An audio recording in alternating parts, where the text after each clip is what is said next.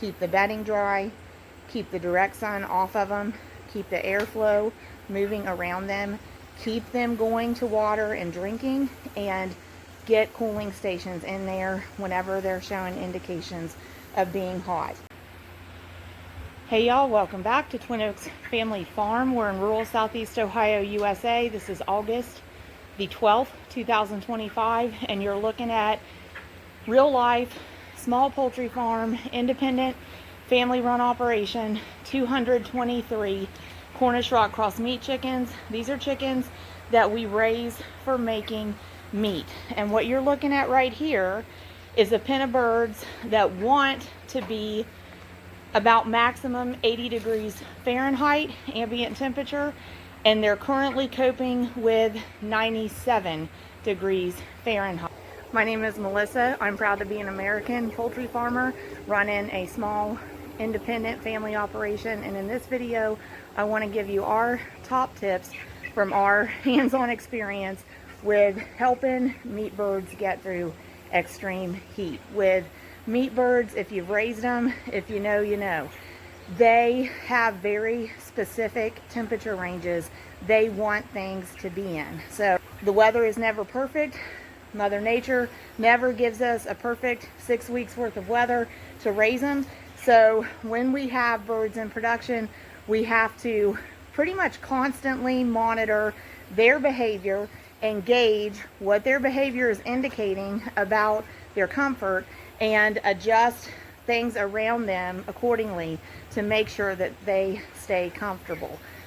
In one sense, getting ambient conditions as right as possible for meat birds is the number one priority. It's the number one thing you got to do to go from start to finish and have success be the outcome. So we're going to look at these birds and tell you some of the things that we like to do to try to help them cope with extreme heat.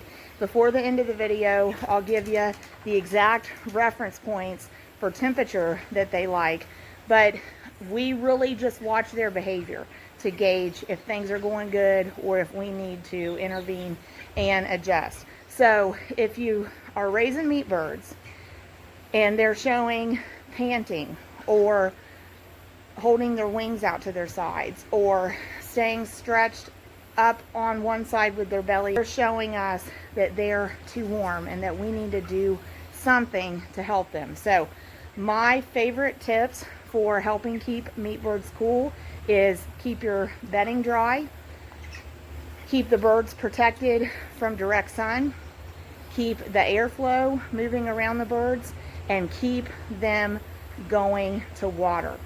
And if you see them being too hot, put cooling stations, whatever you can come up with, but put cooling stations in their area. So all those things combined can in most cases help us help the birds cope with extreme heat.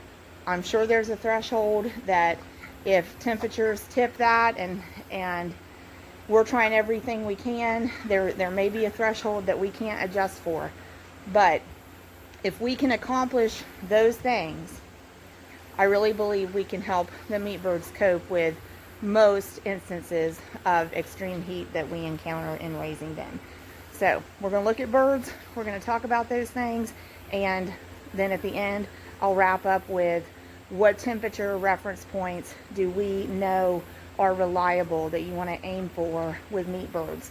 And again, I can't stress enough, you don't have to measure it with a thermometer, you don't have to have it thermostat controlled, but you do have to basically be babysitting your birds, checking on them frequently and adjusting accordingly every time you're observing them for whatever they need. And if you do those things, you're helping them cope with whatever the circumstances are. And you can kind of change the microclimate of their pen to make it better for them, even if the climate at large around us is throwing some serious forces of heat and sun and extreme weather at us. So let's take a look at the flock. So you're going to see meat birds resting a lot when they're too warm. When it's this hot, we don't mind the birds resting. Fortunately for us, we're getting a little bit of reprieve at night, where we're like feeling like 70s. Well, they love that because they want to be about 80 degrees Fahrenheit. And then as we progress even through the next week, that's on a downward trend where they'll want to be closer to 75 degrees Fahrenheit. So that's the way it works with meat birds. You start out on day one hoping to give them about 95 degrees Fahrenheit. We're going to raise them for 6 weeks. And then as we're raising them, where we start at 95 degrees Fahrenheit, we know that basically there's a downward progression in temperature preference for them by 5 degrees Fahrenheit every week, okay? There's some at that water, so that's a good thing. I mentioned let's keep the bedding dry, all right? One reason we want to keep it dry is that when it's dry, it's looser. And one of the coping mechanisms of chickens in general for heat is to do a little dust bathing. And they kick up that dust from the top and kind of dig down into lower layers of dirt, and it kind of can give them a cooling effect. But if it's damp and holding moisture, it's not going to give them a cooling effect. It's going to be humid. So we want to keep it dry so that it helps them perceive more coolness, and so that they're able to scratch it back. But keeping it dry is a big deal in all conditions. Next thing, let's protect the birds from sun. These birds cannot handle solar heat pounding on them when temperatures are already too hot. Now, if we had the opposite circumstances where temperatures were a little on the low side for our flock, we might not mind a little bit of direct sun because that would help warm them up. But in this case, we're already dealing with 97 degrees Fahrenheit and a group of birds that only wants at 80 degrees Fahrenheit. We don't also need the sun beating down on any of the birds, but protect them from direct sun, especially if it's birds that are pasture raised or chicken tractor. If there's not shade, we got to do something about that. So in addition to protecting them from sun, we also need to be mindful of airflow, because sometimes if we shade them or cover them and we're protecting them from sun, we may be also restricting airflow. And if we already have conditions that are too warm, restricting airflow is not going to help our birds be more comfortable. So we don't want to do that. So whatever measures you're taking to protect them or shade them, just be mindful of how that is impacting airflow. Don't restrict good air exchange. You want all of the fumes from the manure load they put on the floor to be able to dissipate from their living space, and you want to be able to feel air moving and have a little bit of that evaporative effect. It is helpful to pay attention to airflow as well. So moving on to, you got to keep them going to water. So just as I mentioned, if you see birds going to feed, like those are, which they're going on their own, as they digest, that's actually creating heat in that bird's system. Some more at another feeder, and we don't want to create heat, but if they're going to feeders on their own, so be it. We want to keep them going to waters. We've got one right there beside that feeder. We want to keep them going to water because as they drink, of course, that helps them with digestion, but it also can help them thermoregulate. It can provide a cooling effect kind of from the inside out for them. And it's already extra hot out, and we've got these waters that are plastic and we've got a cap on them. It's just like a solar heater, and it's just holding heat in there. And actually, when you take the lids off of those waters without making any cooling measures in them, you can feel the heat roll up out of that as you do that. So what we like to do, we'll go in and see one. What we like to do is put ice packs in the waters. This is kind of an example. We've made these are ones mostly that we're going to put on the floor for them for cooling stations, but we do the same thing with smaller ones to put into the waters. Let's take a look. So we've already got one in this water. So very simple, very simple. In somebody's juice bottle, when they were done with it, I said, hey, rinse that out, fill it 3/4 the way with water and stick it in the freezer. And it makes a nice way to chill that water. One last water to get an ice pack into. And I started doing this with these large plastic cups that the guys sometimes bring in from fast food restaurants. And you could do this with any large plastic cup, but I just filled it part way with water, and I put the whole thing in our freezer with the lid on so I didn't spill it. So I'm gonna set this down in there. I'm gonna wait a few moments, and that ice will become loose, and then I can just get it out of the cup, and then I don't have a water bottle in there to have to take out again later. I know that ice is loosened from the cup. It's gonna melt it down pretty quick too.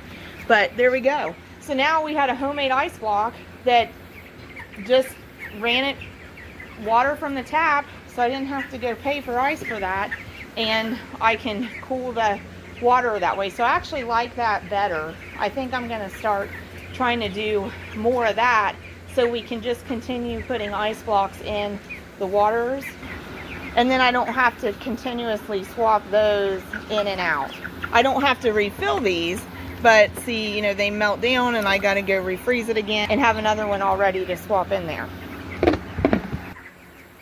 Okay, so that's just an old half-gallon milk jug, right, that we filled 3/4 of the way with water when we were done with the milk in it, and put it in the freezer and saved it for a time when we had birds that needed cooling off.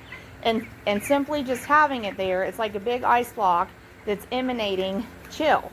So it's cooling the air around it, and the birds respond to that.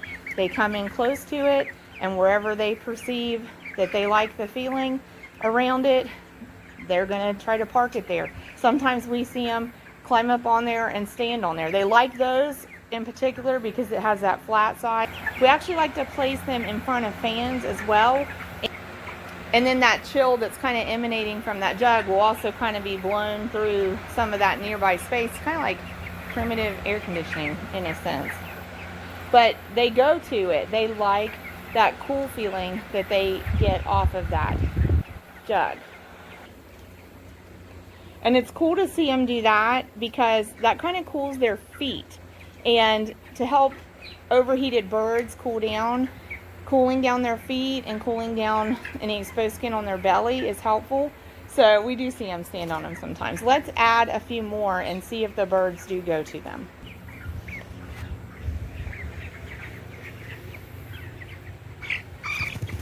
And, you know, we give it a few minutes and we'll see if maybe they approach it, and we'll see if we get a group circled up around that. Let's go ahead and place these two somewhere, and then we'll come back and take another look at that too. That one's got it figured out. I bet that feels good. Okay, so just gonna put this one down here.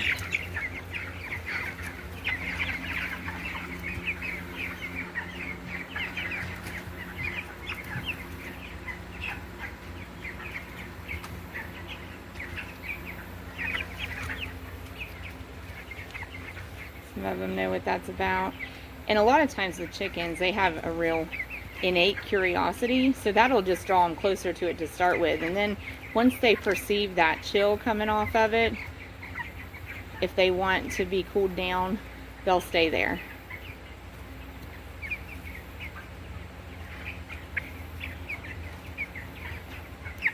Here we go. We got one checking that one out. Let's see what happens.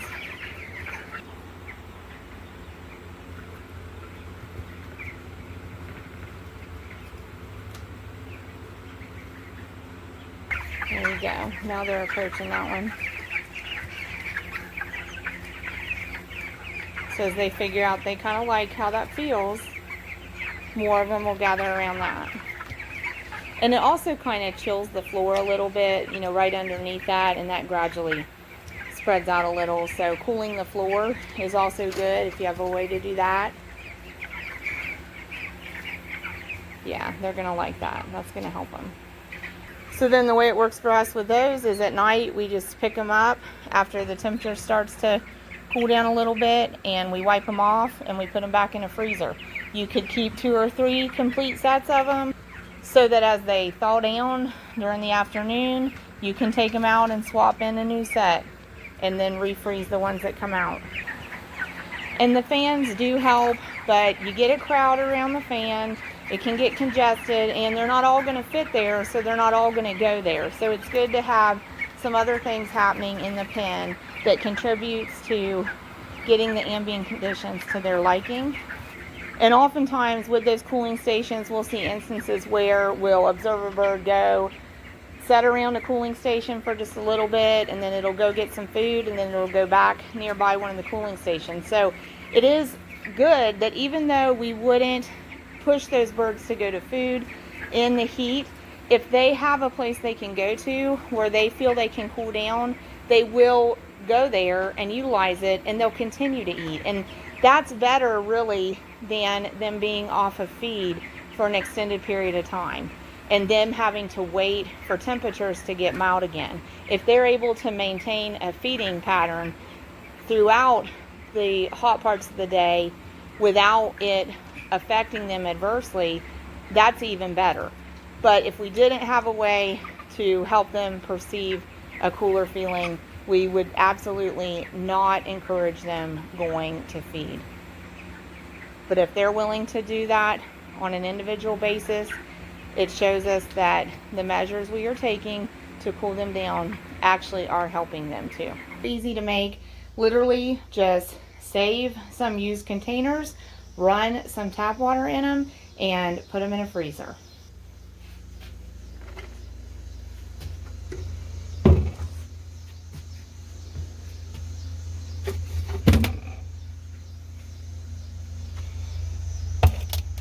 We're using this one just for these currently, and then it can be cleaned out when we're done using this process. And the freezer is right here beside where our meat birds are, so this is really, really handy for us to use for making cooling stations and ice blocks for them. So I really do like just using the big cup and filling it partially with water and making that ice where we can actually take that ice block out of its container into the water, and then I would only have to make 6 of those like for this group. So I probably will change over to freezing blocks of ice in cups like that you would be able to release them out of into the waters. But then we'll continue doing the cooling stations of large jugs throughout the pen, because it really helps. It really helps cool the perceived ambient condition. If we can get enough frozen jugs in here, we can impact the ambient conditions that they're feeling. But it's something that you have to continuously keep up on. So especially when you're raising meat chickens, we often say you feel like you're babysitting them, because when weather is any kind of extreme, there's times you almost need to be watching them nearly constantly to make sure that they are doing okay. There's a lot goes into producing the chicken that we eat at our supper tables. So next time you're eating chicken, beef, pork, anything that could have been small farm raised, I hope you know that it's very likely that some farmer or some member of that farm family was out there babysitting that livestock at some point and doing crazy things like this, making frozen jugs and ice blocks to put in their water. So especially from small independent family farms, a whole lot of TLC goes into producing the outcome successfully. So please support local farmers and ranchers in your area, wherever local is for you. Heart local ag. It means so much. I can't even tell you how much it means to farm families to have that local support in their communities, and it keeps them farming. It keeps the farms in operation. So thank you again for watching. Thank you for supporting Twin Oaks Family Farm on YouTube. Let us know in comments, would you use any of these tips if you are trying to keep chickens cool? And you can even apply a lot of these tips to your egg production chickens. And last thing, I did tell you I would give you the benchmarks for the temperatures that Cornish rock cross meat chickens want to be. So day 1, 95 degrees Fahrenheit. Day 7, 90 degrees Fahrenheit. Day 14, 85 degrees Fahrenheit. Day 21, 80 degrees Fahrenheit. Day 28, 75 degrees Fahrenheit. Day 35, 70 degrees Fahrenheit. And then we're out to day 42, and they could be comfortable 65 degrees Fahrenheit, maybe even 60 degrees Fahrenheit. Probably not too much lower than that. And yes, there could be fluctuation in those temperatures that are their target comfort ranges, but basically if you're just needing a starting point for reference for how do we make these meat birds comfortable with the ambient temperatures, those are great guidelines. And then you can watch your bird's behavior and adjust accordingly. And if you have a flock that likes it a little warmer or likes it a little cooler than the typical flock, that's okay. Very simple, very affordable, very accessible, but well worth the time and effort to keep our birds cool and keep them thriving and work toward a successful outcome in producing top quality poultry. God bless y'all.